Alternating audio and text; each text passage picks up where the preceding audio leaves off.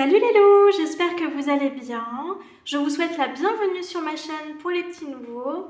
Je me présente très rapidement du coup, je m'appelle Vanessa, j'ai 31 ans, je vis avec mon conjoint et ma fille, nous sommes propriétaires d'une maison et nous avons un conjoint pour gérer toutes les finances de la famille.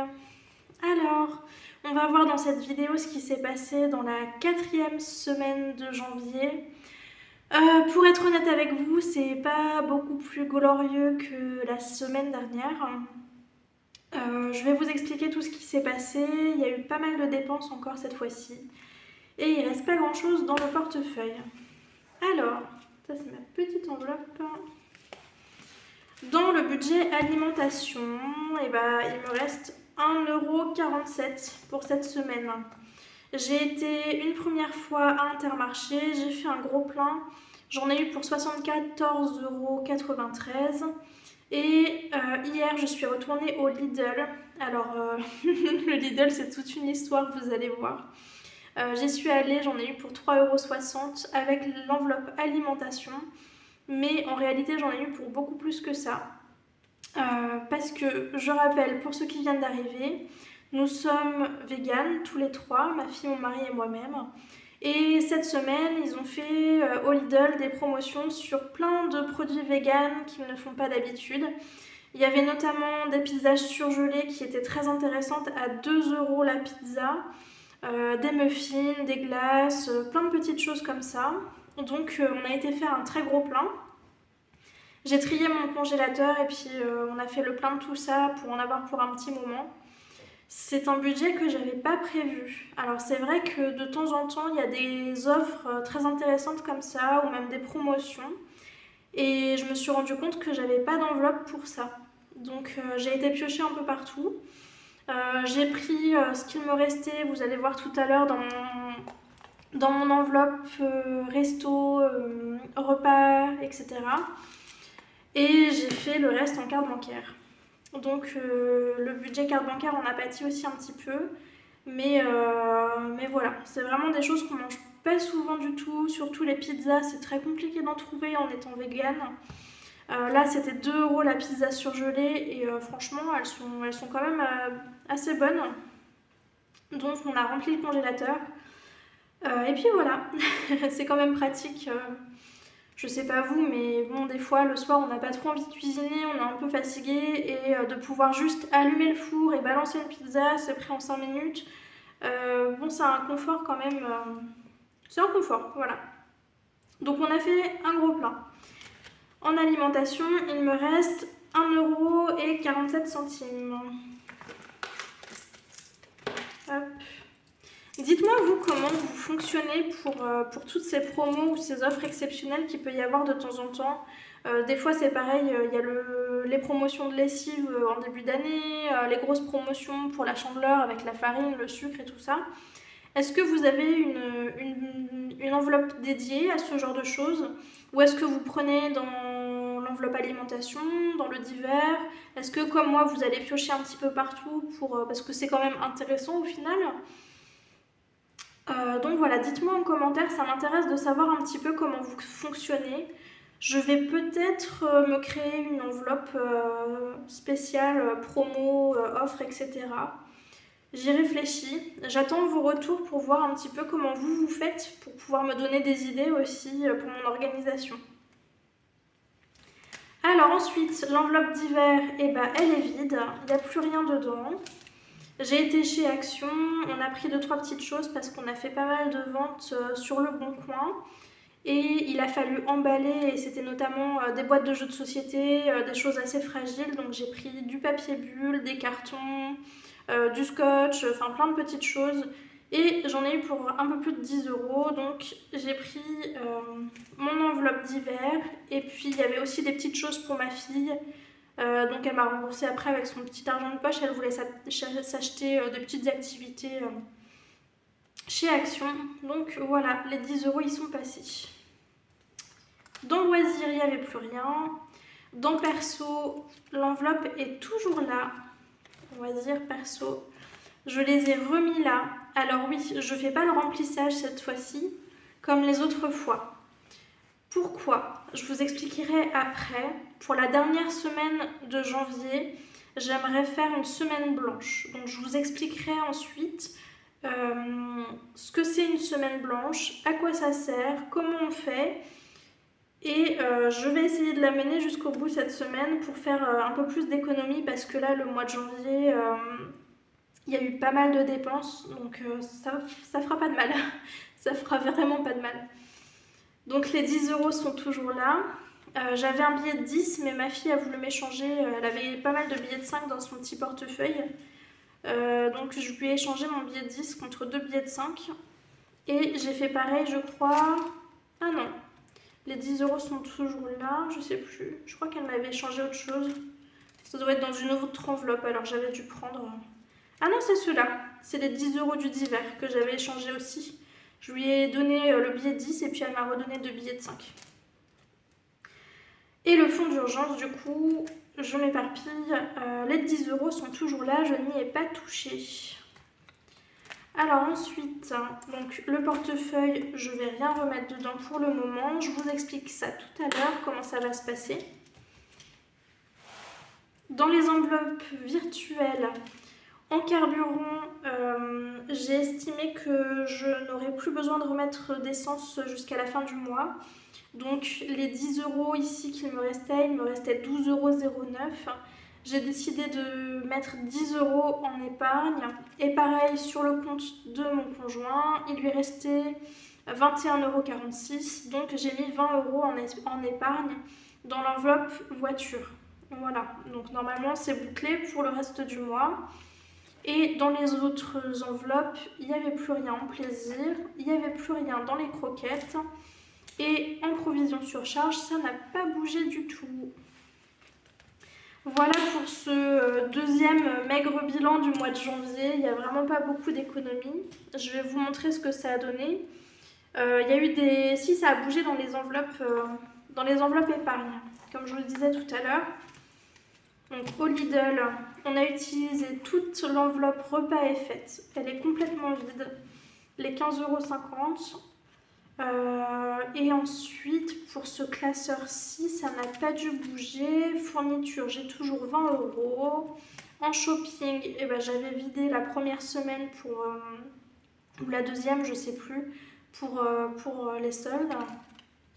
En beauté, il reste 20 euros.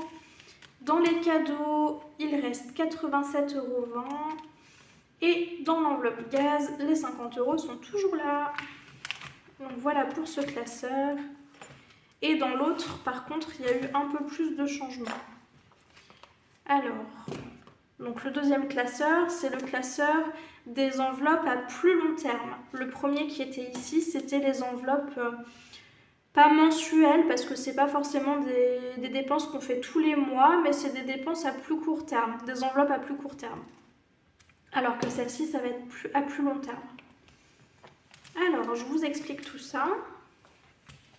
Dans l'enveloppe voiture, j'avais un budget en virtuel. J'avais 40 euros dans mon enveloppe ici, physique.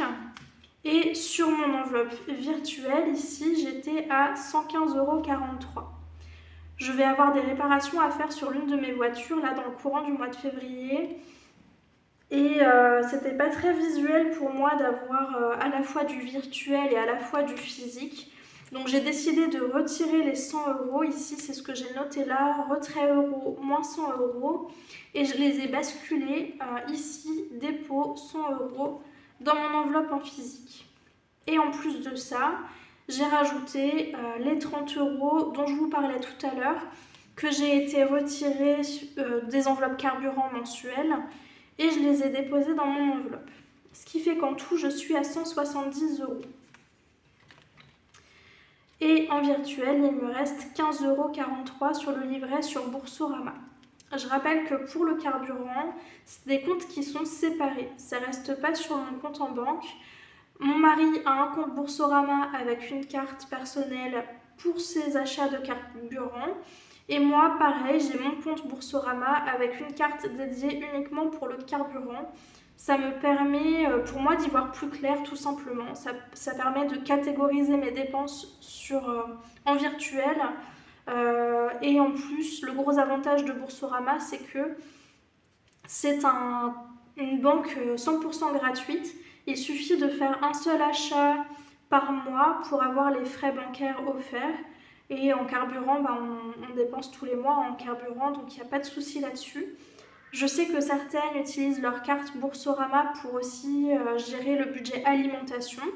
Donc on fait un virement en début de mois sur la somme que vous avez dédiée à votre catégorie et puis ensuite vous avez la carte Boursorama pour cette catégorie. Ça fonctionne très très bien, j'en suis très satisfaite. D'ailleurs pour celles qui sont intéressées aussi pour ouvrir un compte, j'ai un code de parrainage que je vous mets à chaque fois dans la description de mes vidéos. Et vous avez un montant, je crois que ça doit être 50 ou 100 euros pour les filleuls. Donc si vous créez un compte Boursorama, on vous offre 50 ou 100 euros, je ne sais plus exactement le montant. Ça varie. Il faut regarder parce que des fois il y a des offres très intéressantes, ça peut aller jusqu'à 150 ou 200 euros. Et moi également, de mon côté, je reçois une petite somme aussi. Donc voilà, n'hésitez pas à aller voir, vous avez le code de parrainage dans la barre de description. Donc ça, c'était le budget voiture. Ensuite, en santé, j'ai été chez mon gynécologue. J'en ai eu pour 25 euros la consultation. Et ensuite, je suis allée à la pharmacie. Elle m'a prescrit un médicament pour le confort urinaire qui n'était pas remboursé. Et j'ai repris 2-3 petites choses. Donc j'ai utilisé 15 euros. Et il reste 10 euros dans mon enveloppe ici, santé. Ensuite, pour les animaux, ça a légèrement changé aussi, mais pas tant que ça. C'est juste que là aussi, j'avais une enveloppe en virtuel où j'avais laissé 50 euros dessus. Et ça me dérangeait d'avoir à la fois du virtuel et du physique dans mes enveloppes. J'y voyais pas très clair. C'était un peu stressant pour moi parce que j'avais pas la vision globale. C'était pas assez concret en fait. Et comme c'était quand même une petite somme que j'avais laissée, j'ai décidé de retirer les 50 euros pour les remettre dans mon enveloppe ici. Voilà, comme ça j'y vois plus clair, je sais que les sous sont là. Voilà, je suis quelqu'un de très visuel, de très concret et j'ai préféré faire comme ça pour le reste de mes enveloppes. La seule qui n'a pas bougé, c'est les vacances parce que j'ai une très grosse somme ici, j'ai rien en physique. Mais par contre, en virtuel, on a quand même 500 euros. Donc là, c'est clair que je vais pas aller retirer 500 euros pour les remettre dans mon carnet. Ça rimerait pas à grand chose. Surtout que les réservations de vacances et ce genre de choses, généralement, ça se fait en carte bancaire. Donc c'est la seule que j'ai laissée comme ça en virtuel. Ensuite, l'enveloppe maison, j'ai fait pareil. Je vais vous montrer ça. Ici... Ah, j'ai retiré, attendez, je vais vous montrer le petit tracker, je l'ai là. J'avais mon enveloppe donc en virtuel sur lequel il me restait 67,48 euros. Donc j'ai décidé de faire un retrait ici en euros de 60 euros que j'ai redéposé ici en physique dans mon enveloppe. Ce qui fait qu'on était à 100 euros pour le budget maison. Et en virtuel, j'avais un petit reliquat de 7,48 euros. Les 7 euros, je les ai transférés dans le fonds de secours, je vous montre juste après. Et les 48 centimes sont partis dans les provisions sur charge. C'était pour faire des montants ronds, ça c'est... Voilà, c'est ma petite magouille à moi. Tous les sous ont été répartis. Et je m'y retrouve mieux comme c'était pareil, des petites sommes, 67 euros, c'est pas non plus 600 euros. Je préférais avoir tout en physique plutôt qu'une petite partie à payer en carte. Pour moi, c'était source d'erreur. C'était source d'erreur et risque de dépassement du budget. Donc, j'ai tout retiré comme ça au moins, au moment de payer, je suis sûre que je suis dans les clous. Et donc, effectivement, on a fait un petit achat. On a été racheter du matériel pour nos travaux. On en a eu pour 54,80 euros. Et donc, dans cette enveloppe, il reste 45,20 euros. Dans ces enveloppes épargne, vous voyez passer, dans l'autre classeur c'était pareil, il y a des billets de 5, il y a des pièces. Certaines les retirent, mais moi je les laisse.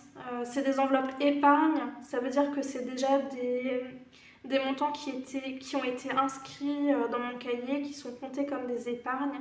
C'est pas des enveloppes mensuelles où les enveloppes bougent. Donc je laisse tout ça. J'aurais pu utiliser mon billet de 5 pour mes défis, mais celui-ci je le laisse dans mon enveloppe. Donc voilà pour l'enveloppe maison. J'espère que je suis claire dans mes explications. Dites-moi en commentaire hein, si jamais vous trouvez que c'est un peu brouillon, si vous comprenez pas trop ce que je raconte. Ça va m'aider aussi à m'améliorer pour les prochaines vidéos, c'est très important. Tant que les remarques restent constructives, j'ai envie de dire, que ce soit du positif ou du négatif, peu importe, je prends, il n'y a pas de souci, au contraire. Donc pour l'enveloppe fonds de secours, j'avais 43 € qui étaient en virtuel. J'ai rajouté du coup de l'enveloppe maison juste avant les 7 € dont je vous parlais. Ça a fait un total de 50 € que j'ai été également retirée à la banque et je les ai mis en physique ici dans mon enveloppe. Pareil, c'est plus clair comme ça dans ma tête. C'est mon fonctionnement comme ça, hein. C'est peut-être bête, je perds des intérêts sur les montants que j'ai un petit peu retirés. Mais pour moi, c'est plus facile à gérer. Donc voilà pour ça. Donc je vais vous montrer le bilan total de cette semaine. Je pensais m'en sortir. Honnêtement, au milieu de semaine, j'étais contente quand même de ma semaine. J'avais que des dépenses dans l'alimentation. Et finalement non. Non, c'est pas celui-là, c'est celui-là. Hop. Alors, donc pour la semaine 4, en alimentation, en tout, j'ai dépensé 78,53 €. Dans le divers, j'ai utilisé les 10 €.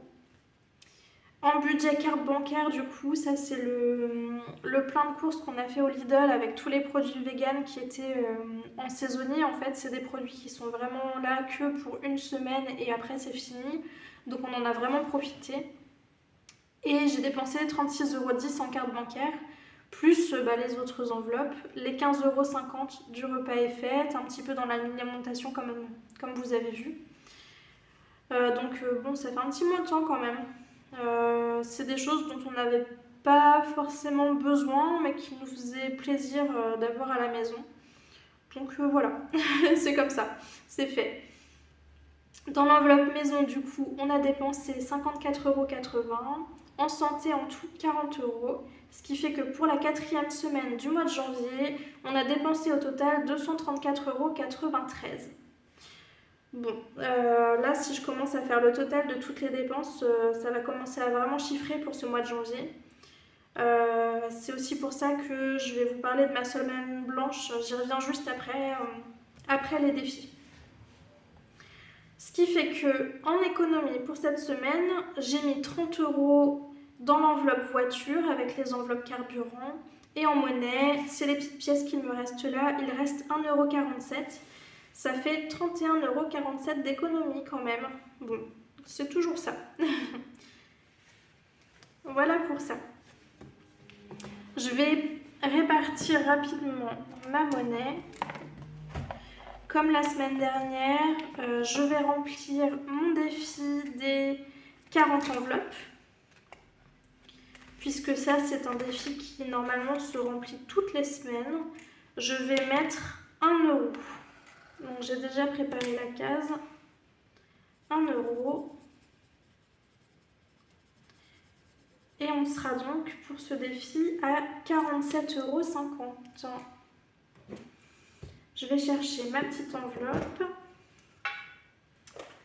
Alors, 1 €, ça doit être tout devant. Voilà.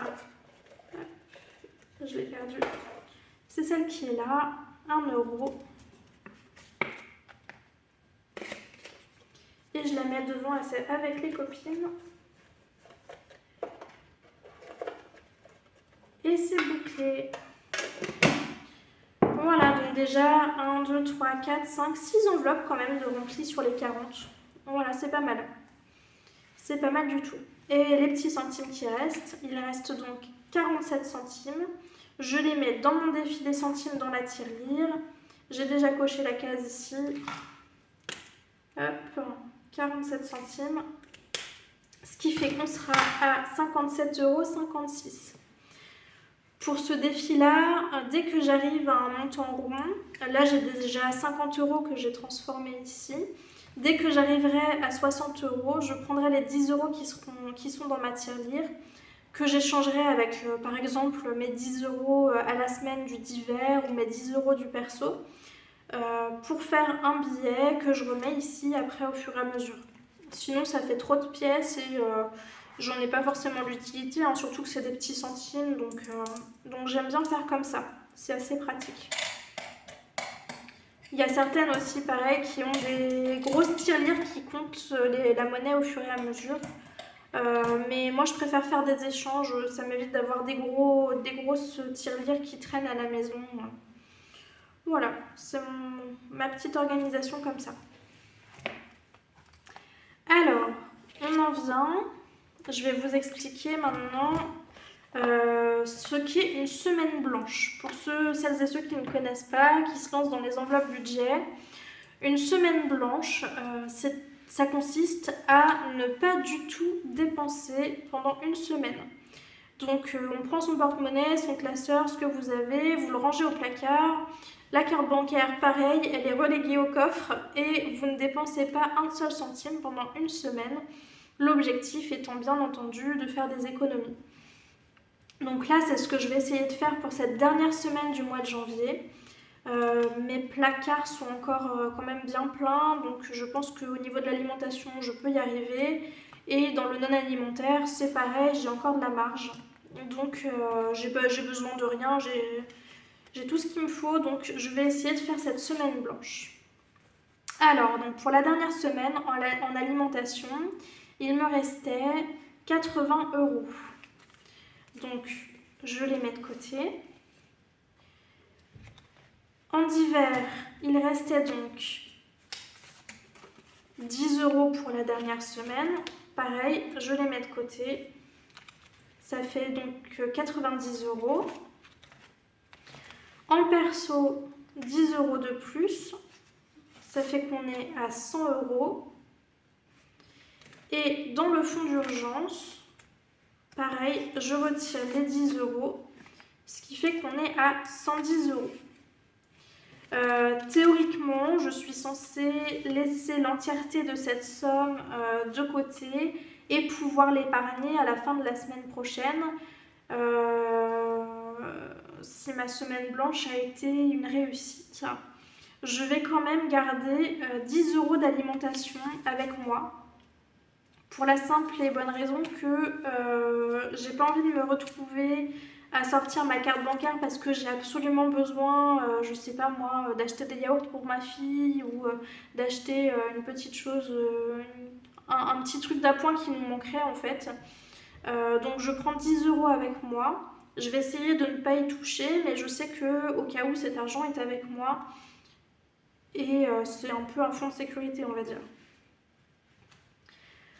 Donc ici, pour ma semaine blanche, si j'arrive à ne pas toucher à cet argent, il va me rester 50, 70, 80, 90, 100 euros. 100 euros d'économie. Je vais les mettre à la fin du classeur, dans ma petite pochette zip. Et je verrai avec vous, pour le bilan de la dernière semaine, si j'ai réussi mon challenge ou pas. C'est la première fois que j'essaie de faire une semaine blanche, j'en ai encore jamais faite. Dites-moi vous en commentaire si c'est quelque chose que vous faites déjà, si vous y arrivez, comment vous procédez, parce que on n'est pas obligé de mettre l'entièreté de ces enveloppes forcément de côté. Certaines divisent les enveloppes par deux par exemple, il y a plusieurs façons de faire, on adapte chacun avec son mode de vie, ses besoins, etc. Mais c'est vrai que c'est un bon moyen de booster les économies, surtout comme moi en janvier où j'en ai vraiment pas eu beaucoup. Donc je vais faire avec ces simples 10 euros pour toute la semaine et puis on va essayer de voir ce que ça donne. Voilà pour ça. Et bah écoutez, cette vidéo se termine. J'espère qu'elle vous a plu. N'hésitez pas à liker et à vous abonner à ma chaîne si vous avez aimé. N'hésitez pas non plus à commenter, à me dire ce qui va pas, à répondre à mes questions, à faire vivre la chaîne tout simplement. Et je vous retrouve pour une prochaine vidéo dans les prochains jours. Ce sera le budget du mois de février. Ça y est, il est déjà fait. Je l'ai déjà bouclé il y a quelques jours de ça en fait. Donc je vous expliquerai tout ce qui s'est passé. Hop, il est juste là. Et à la fin de la semaine pour le bilan de la dernière semaine de janvier et le remplissage pour le mois de février. Allez, je vous dis une bonne soirée, je vous fais plein de gros bisous et à très bientôt. Salut les loups!